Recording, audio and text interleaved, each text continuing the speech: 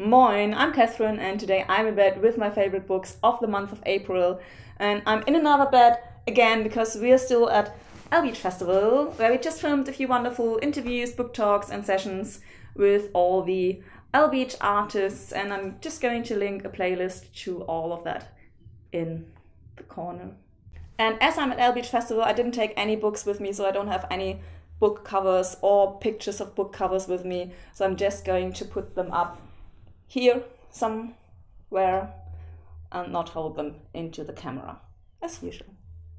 All in all, I've read and listened to 9 books in April, and other than usually, I'm going to talk about almost all of them, so bear with me. This may be a little bit longer than usually, but it's going to be interesting too, because although there are 2-star and 3-star reads in this wrap-up, all of the books still were interesting on that topic. I'm going to go at this chronologically, and the first thing I've actually read as a book in April was Die Glücklichen by Kristine Bilkau, which is a contemporary novel about a couple with a young kid, and the husband loses his job, the mother is unable to get back into her job, so they get into deep financial problems and how they deal with it.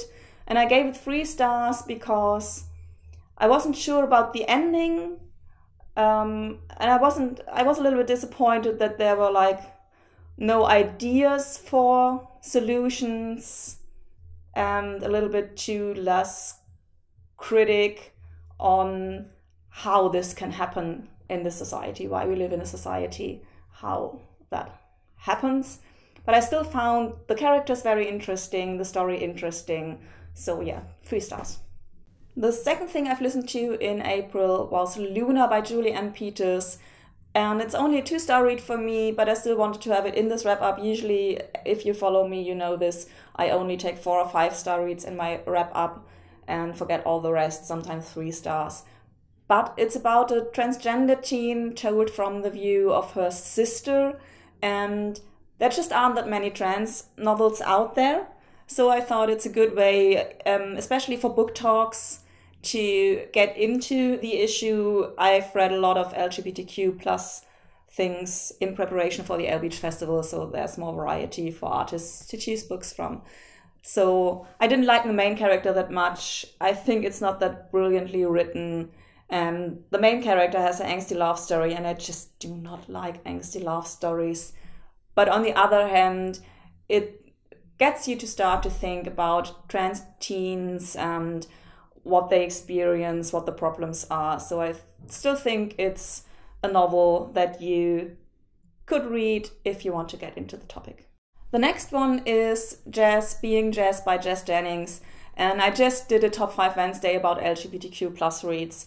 And I think I say everything about this in this video, so I'm just going to link it in the corner and you can check it out there. Speaking of trans teens, this is written by a trans teen about her experiences, about her bringing up, about how very early she realized that she's not a boy and everything that follows. So everything else in the LGBTQ plus, I gave it 4 stars because it's super, super interesting to get a own voice, own experience story about transgender teens.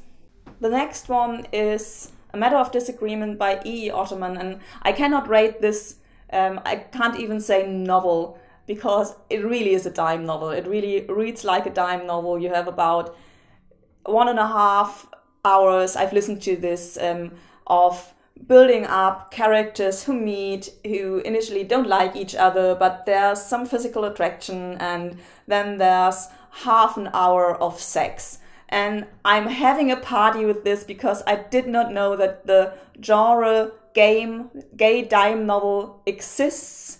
And this even has a trans person in it, so it's a gay trans dime novel. And I was just sitting at home laughing out loud the whole time because I'm just having a party with this. I love that this exists. Yeah, the trans person is transformed by a magical experiment. I mean, hell, yes, please. And then I've listened to Then We Rise by Cleve Jones, who is an AIDS activist, gay activist, who also worked for Harvey Milk back in the time, and I found it super, super interesting. Somewhere in between, I was struggling about maybe only giving it 2 or 3 stars, because he talks a lot about his love affairs and how much drugs they took and how much party they had, and I could have done with a bit less of that. But it was super interesting about how he talks about the beginnings of AIDS and what happened or what didn't happen. But the end deeply impressed me because he lists all the problems we still have. I mean, they've come a very long way with AIDS activism, and he doesn't stop there. I mean, he's, I think, 74 or something like this, and he still calls for action for all the social problems we still have, and I deeply admired that. So in the end, I gave it 4 out of 5 stars. Then I've listened to Jerkbait by Siegert, and I didn't really like this. I only gave it 2 stars because I didn't like the main character at all. I didn't like the story very much. It's again told from the perspective of the brother of a gay teen, and I almost didn't like anything about this novel. But what I liked about this novel is that the gay brother starts dating someone online or writing with someone online, and this ends very, very badly. And I liked that it took up on that aspect to warn kids, and especially gay teen kids who probably need the internet more to find someone to talk to always be aware that you do not know who this other person is, and to just not meet them somewhere alone without other people around, and just do not get too involved with someone you haven't met yet. Meet them as soon as possible. I've said this before in a, I think, wrap up or a book haul video. If you're a teenager or a grown up and you meet someone online, meet them as soon as possible, and if they don't want to meet you, just stop writing to them.